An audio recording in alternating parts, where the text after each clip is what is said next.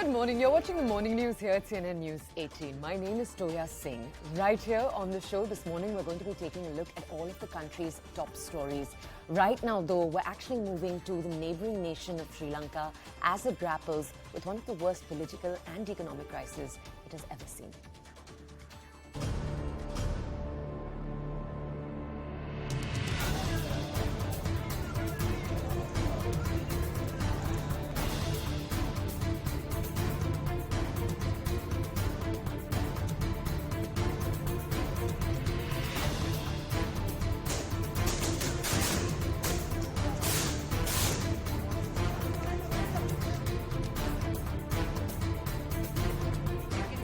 Protesters have stormed the place.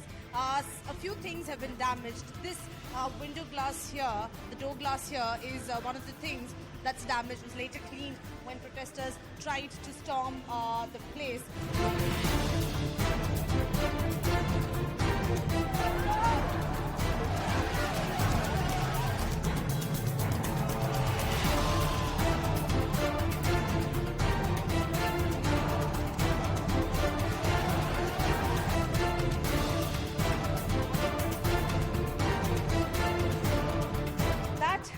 Is the way to Prime Minister's office. If you look there, one part of the door is damaged, and that's why they have closed the door to ensure that protesters don't storm that particular place.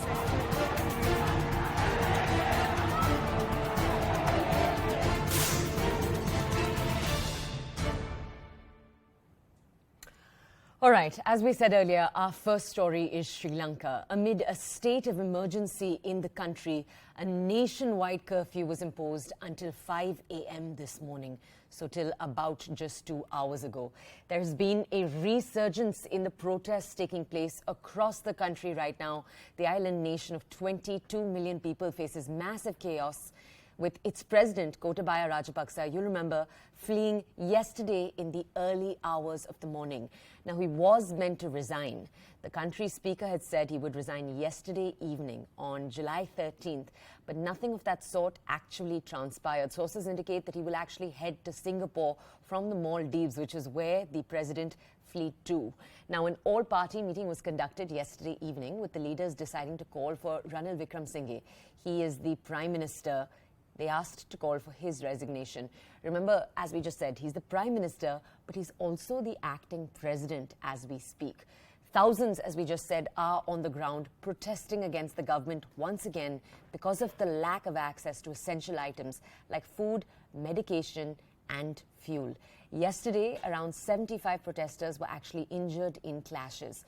Now, my colleague Purnima remains on the ground. She's going to be bringing us ground report after ground report through the day today. First, though, take a look at her report to us from yesterday evening. This is the Galle phase where protests continue for the 96th straight day. Today they occupied the Prime Minister's office, making it clear that not just Gotabaya Rajapaksa but also Prime Minister, who's now the acting president, should also step down. So as per procedure, the Parliament should convene on the 15th of July, and then on the 20th of July they plan to have a vote to elect the new president. Till then, in fact, Ranil will be the interim president. However, the opposition parties here do not have majority unless they get the support from a few parliamentarians who belong to the ruling party. They don't have enough support. So all eyes on how things are going to pan out, because many protesters here say that if Ranil continues to be the acting president, in all probability, that is something that Rajapaksa had planned. If the defense chief want to make the peace in this country, even he must understand the administration has to resign now. That's the only way to make the country peaceful and stable. Well, we are inside the Prime Minister's office. You can see that protesters have stormed the place. A few things have been damaged. This window glass here, the door glass here, is one of the things that's damaged. This is the living area, and you have a statue of Buddha inside. Glass pieces here was damaged. It was later cleaned when protesters tried to storm the place.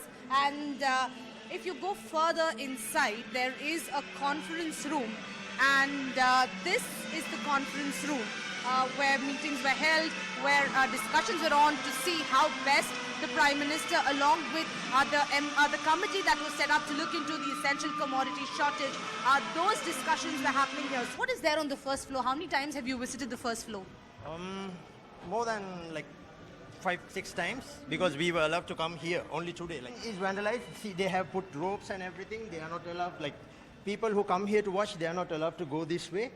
They are not allowed to touch anything. They are just allowed to see what's here and what's the luxurious life they've been living. This is where the Prime Minister's chair is. This is the place where, this is also the Prime Minister's room, and you can find this too has now become a tourist spot. Apart from Presidential Palace, Presidential Secretariat and Temple Trees, now Prime Minister's office too has now become a tourist spot. This is Ranil Wickremesinghe's room as well.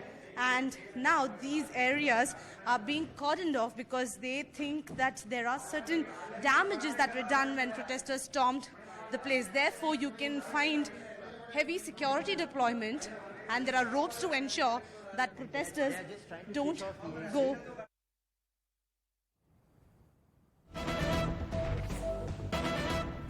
All right, more breaking news related to this exact story. As we told you in the wee hours of yesterday morning, the Sri Lankan President Gotabaya Rajapaksa had fled from Sri Lanka. He'd landed in the Maldives after the Sri Lankan Airlines national carrier had helped him escape. Now we're learning that the Maldivian government has been asked by the President of Sri Lanka, to arrange a private jet to fly him to Singapore.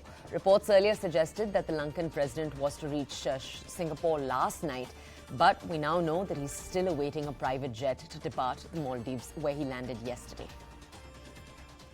All right, my colleague Purnima Murli with us on the phone right now. Purnima, for our audiences, if you could give us more context to this development. Also, explain for our audiences, please, the choice of Singapore.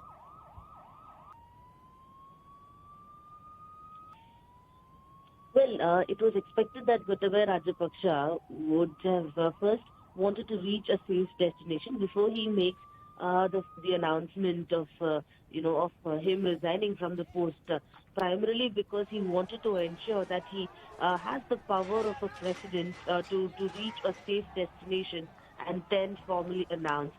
So late last night, he had booked a flight to Singapore along with his wife, and that was scheduled to take off at 11:55 p.m. After that, the speaker, in fact, would have made that announcement. Unfortunately, he did not take the Singapore Airlines, and sources say that he is now requesting the Maldives government to arrange a private jet for him to take off to Singapore, and this is what the local media had late last night reported, because till 11:55 p.m. at the Golf Face, protesters are hoping that there is an announcement made. The speaker at around 11:15, 11:20 said that Gotabaya Rajapaksa will be stepping down before midnight. But that did not happen because Gotabaya Rajapaksa is in Maldives and did not take the Singapore Airlines flight. And he's now requesting the Maldives government to provide a private jet for his family, because he does not want to take the common route. He does not want to be spotted anywhere in a public place, because yesterday in Maldives too there were protests against him. But at the moment he's still in Maldives and is unable to go to a South Asian country. That's what we've been picking up, which is why there is no resignation announcement. Only after he reaches a nearby safe destination, which could be another South Asian country, will the speaker then make that announcement. So we'll have to wait and see if he's able to leave Maldives anytime today. The delay continues, and protesters are only upset and angry that President yet again has disappointed them by not stepping down. Purnima, one more question we have for you before we let you go over here. For our audiences, could you just tell us, yesterday protests changed from Go Gotabaya Go to Go Ranil Go. A resurgence of protests now against Ranil Wickremesinghe, the Prime Minister and the acting President. Could you give our audiences a status check on the country this morning at 7 a.m.?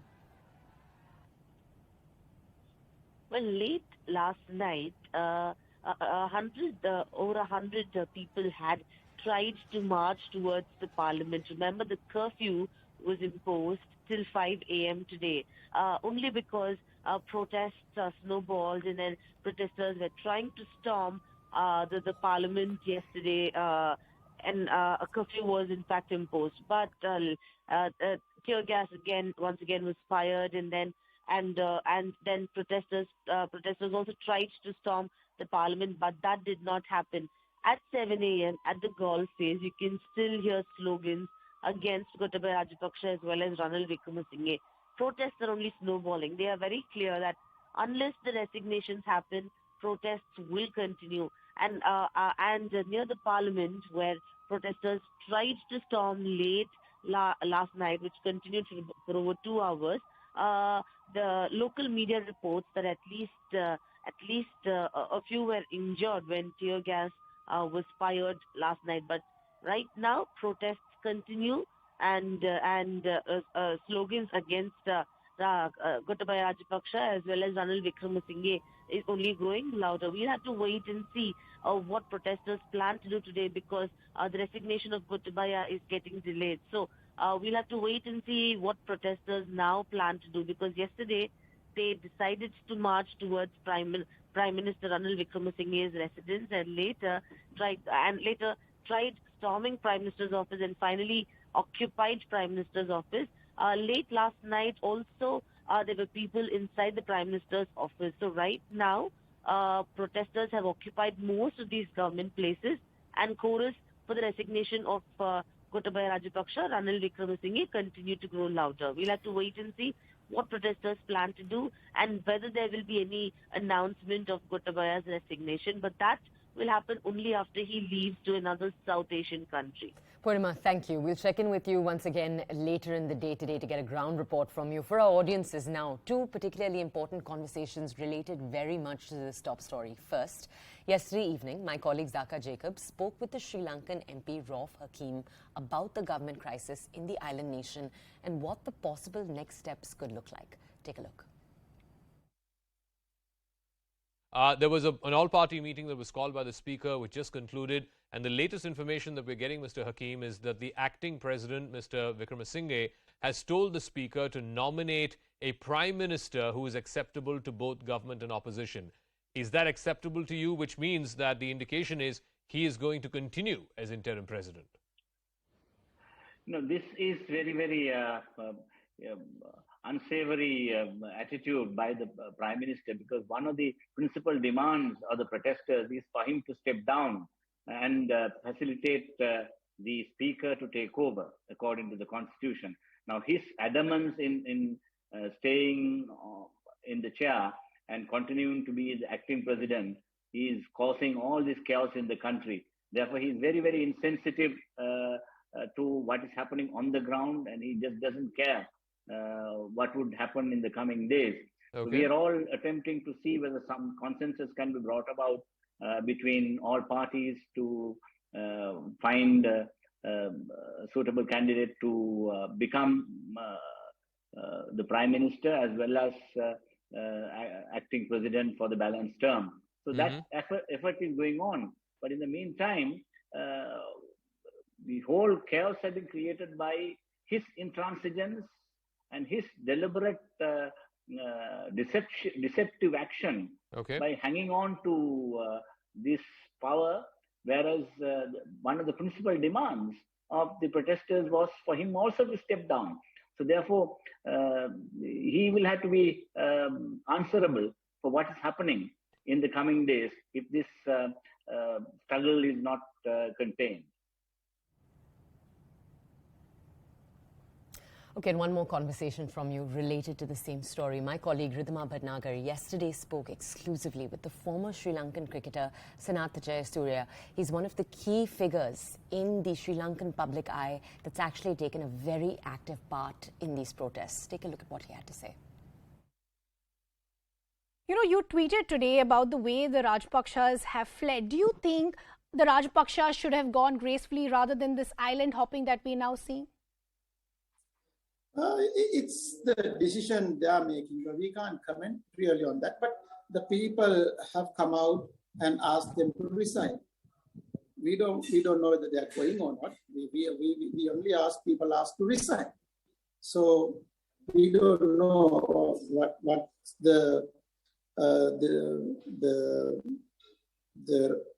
rapport they have with the Rajapaksa family. So we as a Sri Lankans, we don't know about that. We can't comment on that actually. I want to understand, Ranil Wickremesinghe in a video message today has said that protesters are trying to prevent new president being appointed lawfully by the parliament and a fascist threat must be removed. How do you respond to what he said, essentially pinning the blame on the protesters today?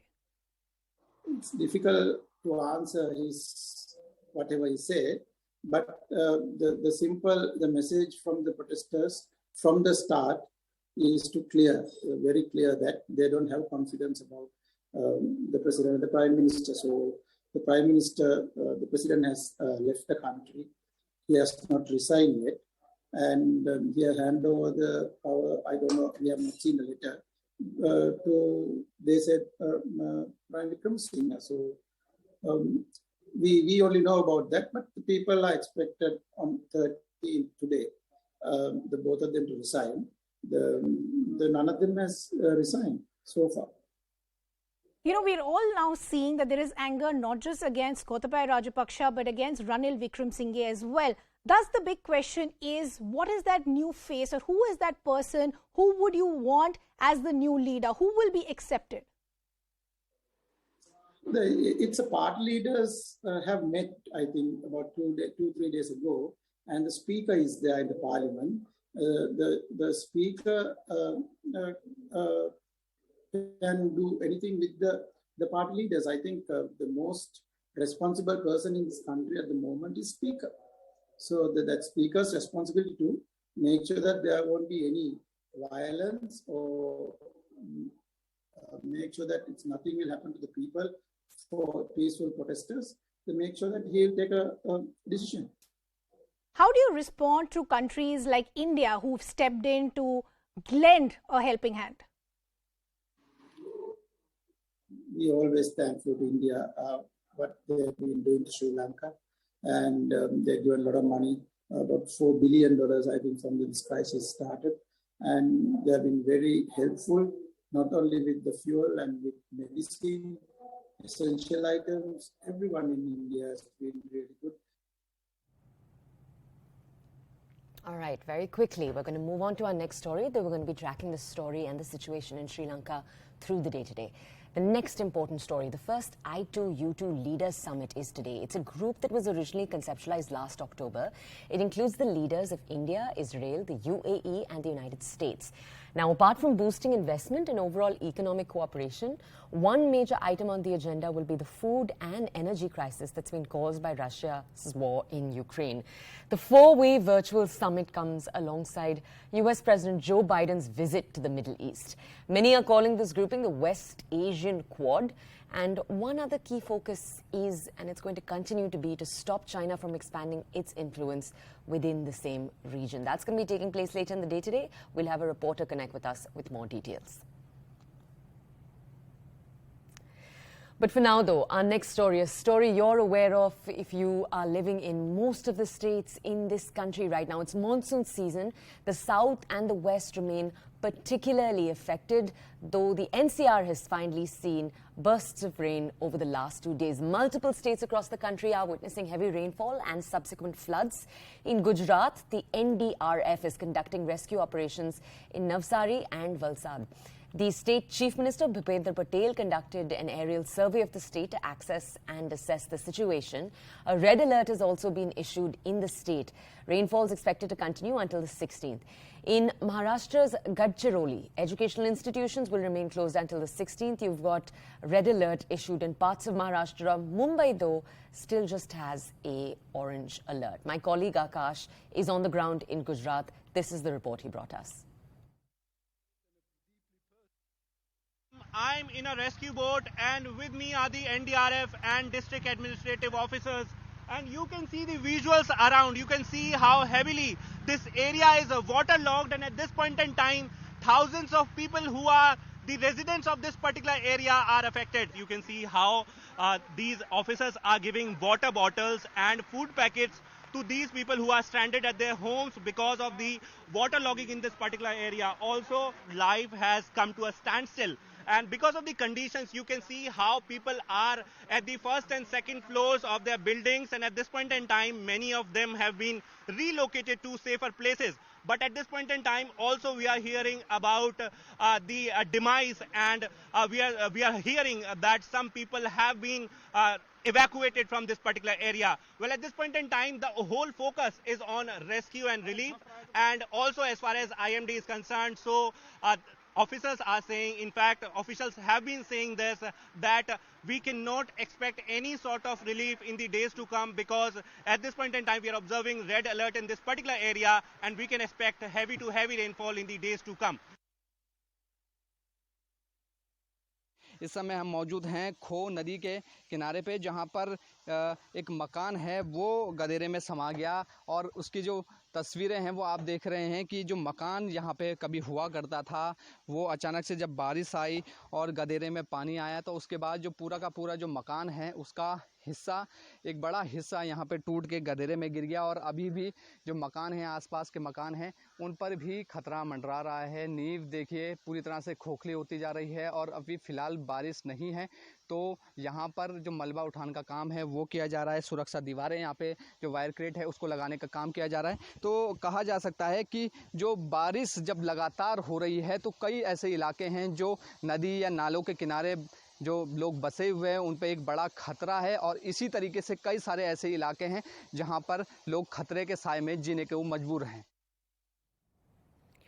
All right, once again, through the day today, we're going to be bringing you more ground reports of rainfall across the country right now.